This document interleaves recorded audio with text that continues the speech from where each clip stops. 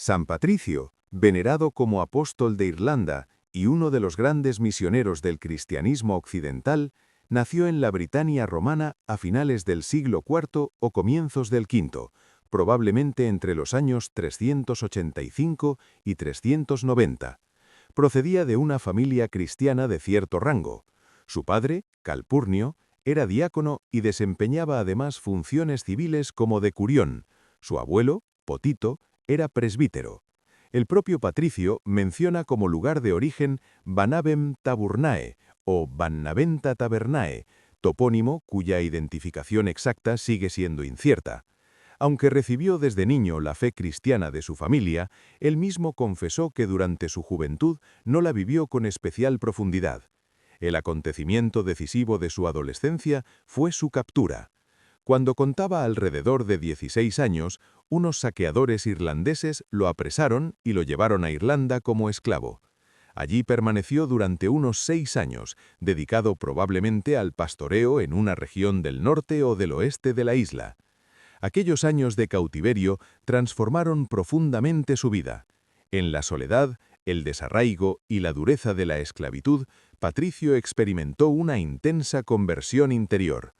Según relataría después en su Confesio, se entregó a la oración constante, hasta el punto de rezar repetidamente de día y de noche, incluso en medio del frío y de la intemperie.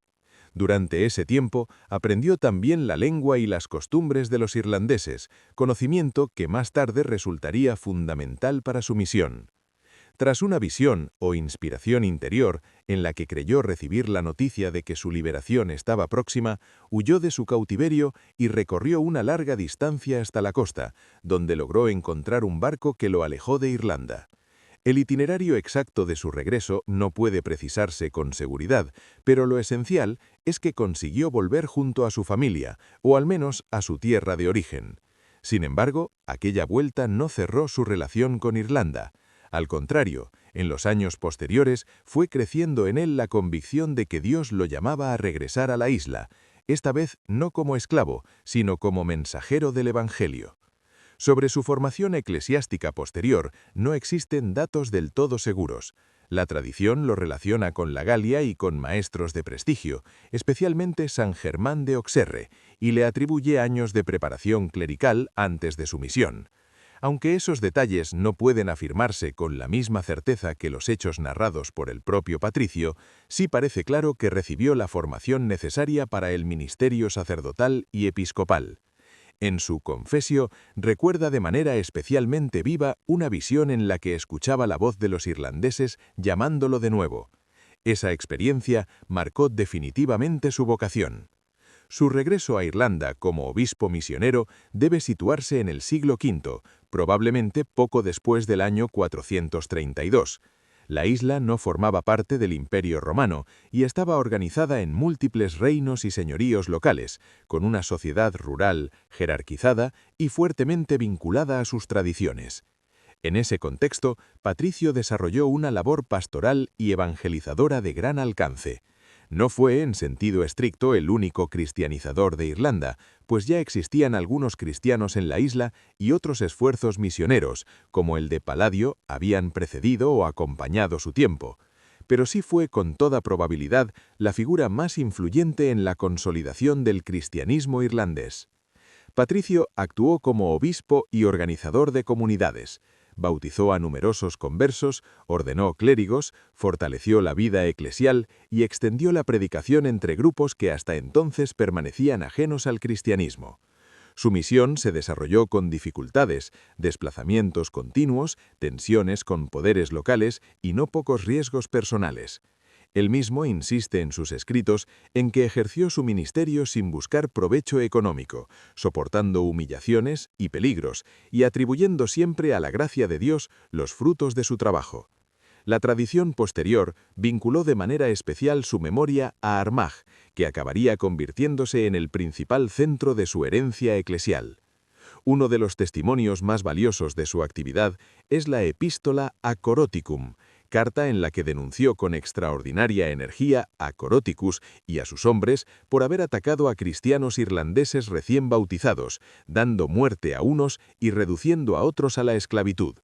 En ese texto, Patricio aparece no solo como predicador, sino como pastor decidido a defender a sus fieles frente a una grave injusticia. La carta revela la existencia de comunidades cristianas ya formadas en Irlanda y muestra con claridad el sentido de responsabilidad episcopal con que ejercía su ministerio. Su otro gran escrito, la Confessio, tiene un carácter autobiográfico y espiritual, pero también apologético. En ella, Patricio responde a críticas y sospechas dirigidas contra su persona. Reconoce con humildad su escasa brillantez literaria y se presenta como un hombre sencillo, de formación limitada en comparación con otros clérigos más cultos. Esa conciencia de indignidad atraviesa toda su obra. Se considera un pecador elevado por misericordia divina y contempla su vida entera como una misión recibida de Dios. Lejos de cualquier tono triunfalista, habla de su obra con gratitud y asombro, no como quien se atribuye méritos propios, sino como quien se sabe instrumento de una voluntad superior. La cronología precisa de sus últimos años sigue siendo discutida.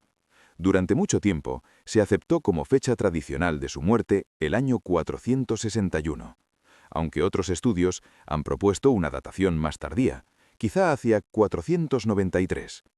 Lo cierto es que murió un 17 de marzo, día que quedó fijado para su memoria litúrgica.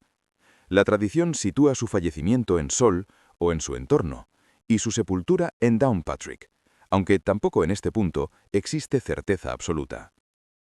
San Patricio, ruega por nosotros. Antes de ser humillado, era como una piedra hundida en el barro.